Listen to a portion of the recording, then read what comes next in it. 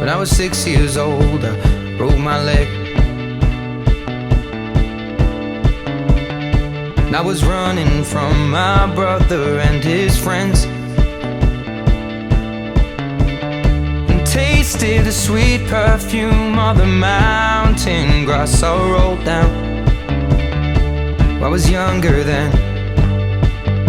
Take me back to when I found my heart, broke it here, made friends and lost them through the years. And I've not seen the boring fields in so long. I know I've grown, but I can't wait to go home. So if you could choose your favorite home-cooked meal, what would you choose? It's a great question, Jason. For me, it's got to be grilled cheese and tomato soup.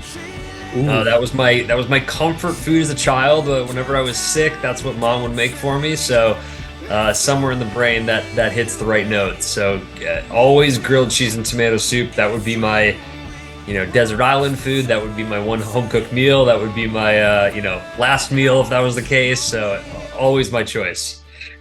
And that's one that I haven't really gotten, which is awesome in a way, because it's just definitely one of those classic meals that that's just comfort food. Comfort food. Exactly. Absolutely.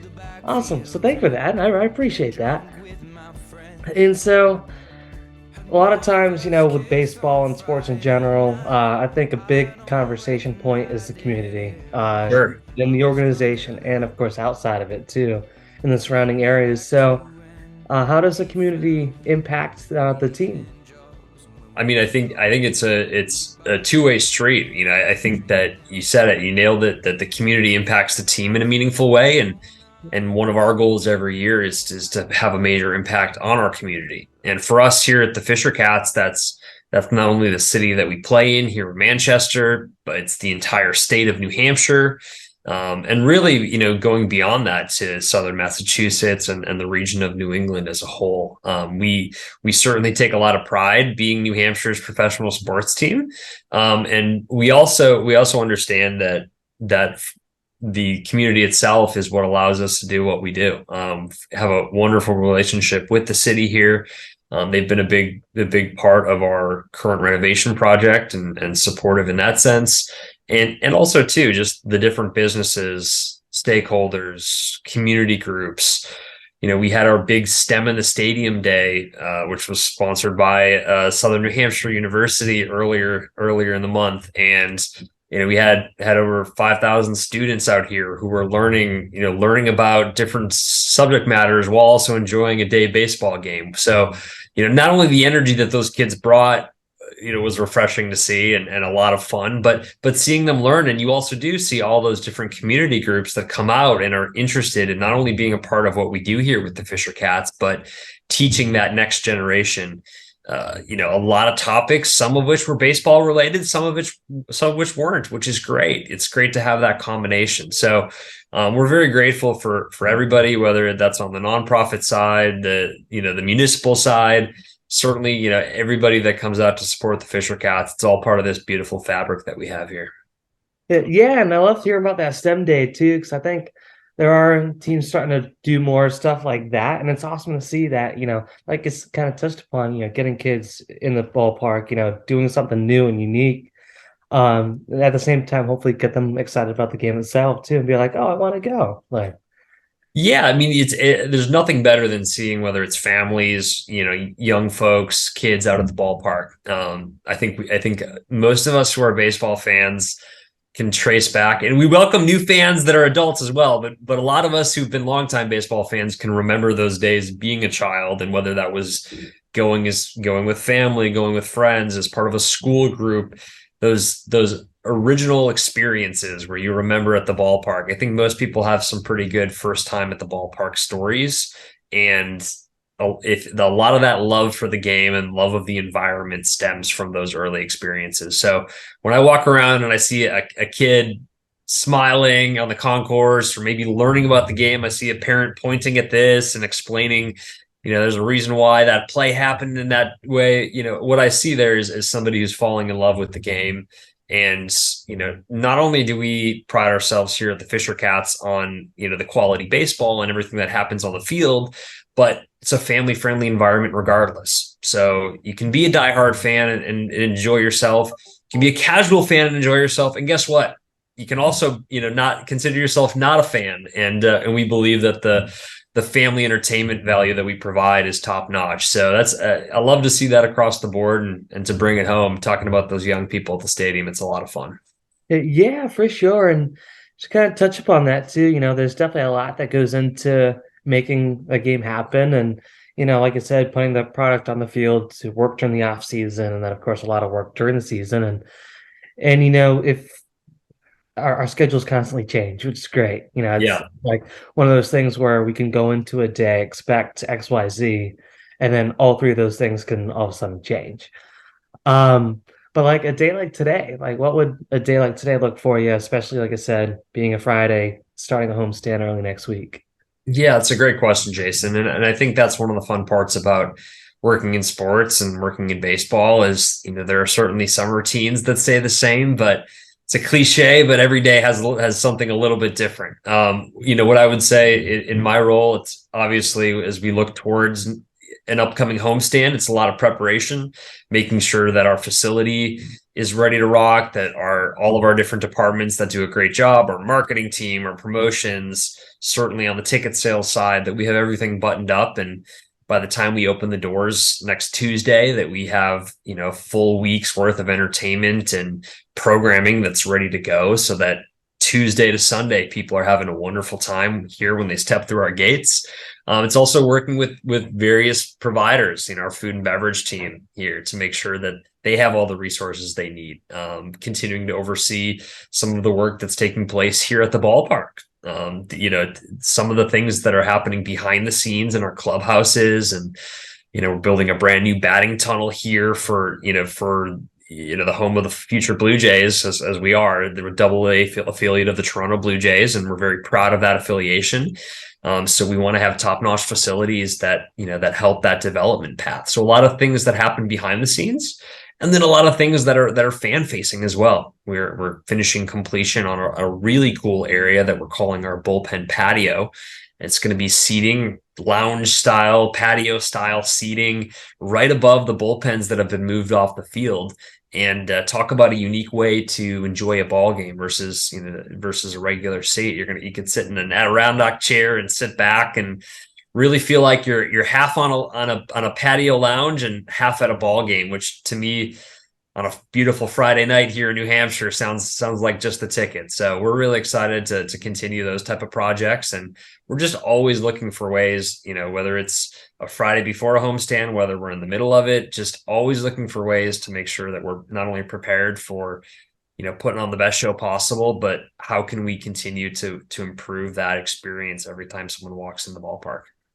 Yeah, and that patio sounds incredible. And that's such a neat concept too. Yeah, I think people, I like to have options, as a consumer myself, when I go, whether it's to a baseball game or any other sporting event, it's fun to have those options. Certainly you have your traditional seating that, if you're looking to sit in some great seats behind home plate and in kind of that traditional style, of course we have that available. But, more and more we're hearing from our fans that having that optionality when it comes to hospitality, when it comes to social settings. We've also installed some 4-top seating where 4 people can sit at a half moon table right behind home plate and have that food and beverage included. So, you're really looking at a social experience. So whether that's for friends, whether that's taking people out on a business side, or whether that's a family that's looking to have, more of an intimate experience at a ballpark, it's just giving people ways to consume, a night at the ballpark in different ways. And I think that we've seen a really, really terrific response to that. So we're going to continue to explore what people like and listen to our fans. And ultimately, when we hear those type of things, we want to be reactive and make sure we're providing those type of options. Yeah, and that's what makes it cool too, is like being able to do like surveys for the fans, because they're the ones that are really experiencing it on more of like a firsthand level. And it's always great to hear their feedback. So obviously we see one side of it, and then they see a different side of it. And like a lot of that times it's like, oh wait, I may not have thought about that. That's actually pretty cool. Like, Yeah, it's great, and I love talking to fans, whether it's part of a formal survey or if it's just casually around the concourse. I'm a huge sports consumer myself, so I know for me, and if I go to a game with my wife and my child, I know what type of things that I enjoy, and for a lot of people that overlaps. But I also there's people that like to enjoy games in different ways, and that's the fun part about it. I think we're seeing more and more across the sports landscape that one size fits all is not going to cover everybody, right? And Right. you're going to in that scenario not have options for some people that that do want to enjoy it different ways, as I mentioned earlier. So we like to think that we're moving in a direction where whether no matter where you want to sit, how you want to sit, how big of a fan you are, how little of a fan you are, that we've got something for everybody. And if you can say that every day and you go out to the community with that message, I think we've seen the response and it's been extremely positive. That's awesome. And so, speaking of like the fans themselves, how does like an average fan experience look like on on just an average like game? Like it's like we're saying, games like series starts up Tuesday. How would the game look like on Tuesday night? Like Sure. Yeah. No, I think we try, like I said, we try to pride ourselves on every night having a level of family value and entertainment that really, really can't be beat. We have tell people all the time we have tickets that start at $10, and very few things that you can go out to these days, and movies, shows included, right? That for $10 you can see a high quality baseball game in a beautiful facility with the types of promos and entertainment that we're going to bring on a nightly basis. So if you're walking in the doors, you're going to see you're going to see between inning promotions that hopefully keep you entertained. You're going to see great baseball on the field.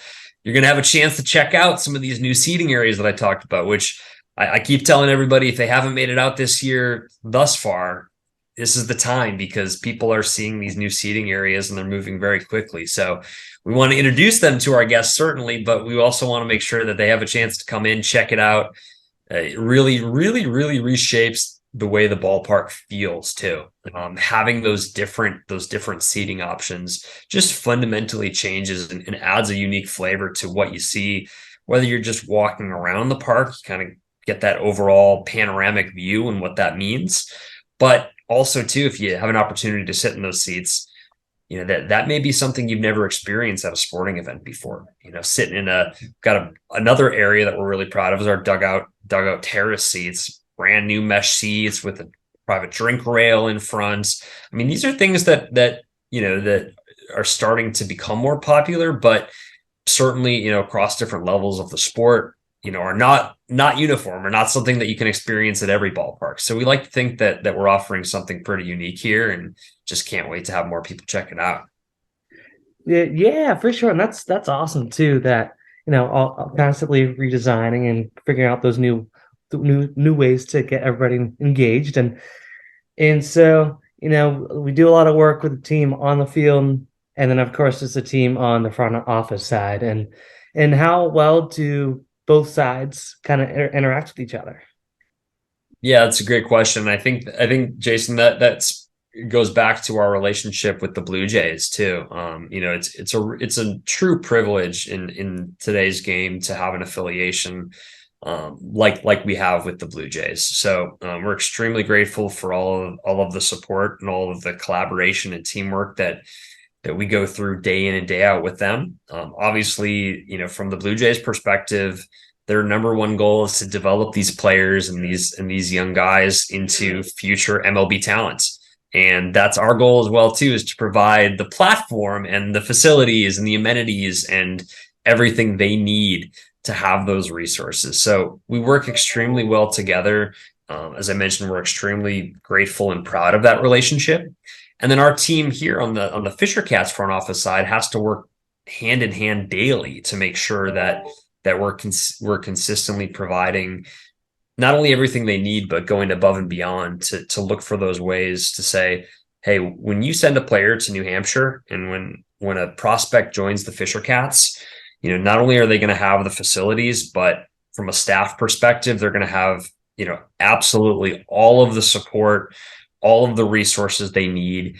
And really at the end of the day, that starts at the high level from, like I said, building a brand new batting tunnel and weight room, to the micro level, making sure that our staff is warm and welcome and friendly and providing them everything they need and everything like that. So it's a lot of fun to see those two elements of the game work together. The Fisher Cats front office and of course our affiliation with the Blue Jays, but it's also very rewarding, and it's something that I've really enjoyed as I've stepped into this role and started to learn a lot of the ins and outs of what it takes to be successful. Yeah, for sure. That's awesome too. That, it is a good relationship with the Blue Jays, and that all the dots are kind of connecting the way they should. And so that's kind of the final question I have for you. I Right. started asking this question about a month or two ago to a couple of folks that I kind of know, and I've really loved the answers that I've gotten because they're all so unique in their own way. So I'd love to get your input on this as well. Because the game of baseball does mean something different to everybody in a really cool way. And so, what does the game of baseball mean to you?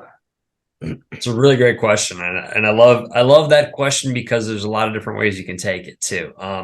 For me, Jason, there's one word that comes to mind, and it's memories. I think when we as an organization, something that we try to focus on every day is how we're creating memories for people.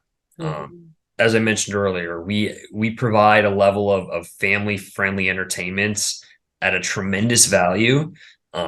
We put on a wonderful product on the field, and all of that combined, if you put that all together and boil it down into what we're hoping people walk away with, it's those type of memories that not only stay with you for a couple of days and make you want to come back that next week, but truly those lifelong memories too.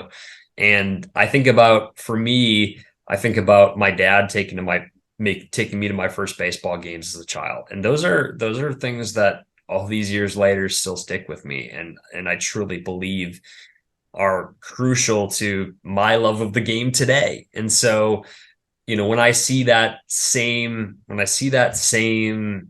type of memory being created at our ballpark, it makes everything that we do worth it, right? All of the work that we put into making sure that those things that I mentioned earlier are in place are to create lifelong memories for fans. So not only do they have that desire to continue to grow their love of the game, but that connection with the Fisher Cats and with the community and with that community feel in the state of New Hampshire and Manchester. All those things tie together to that one word, which is memory. So, it's a fantastic question, and once again, I had one word pop into mind there, and hopefully explained it well in terms of why it came to mind. Yeah, for sure. That's great, and I definitely appreciate that too, because I know one person said like freedom, so I know there's some one word answers, and that was great because. Memories is fantastic because, like I said, even like the nostalgic side of it a little bit, like going back to when we were kids and like I said, going to the first game or playing in Little League or this, that, and the other thing, and then being able to give that back now, it means a lot. It does, and we're very, very privileged. I consider myself very privileged to be in this game and to represent an organization too that has done so much good, not only on the field but in the community. And that's a huge part of what our focus needs to be and continues to be. And once again, being a very, very small part thus far of the history here of baseball in New Hampshire and what the Fisher Cats represent, every day I try to remind myself what an honor that is and what a privilege that is, and that spurs me on to make sure that we are doing just that we're creating fantastic memories for our fans.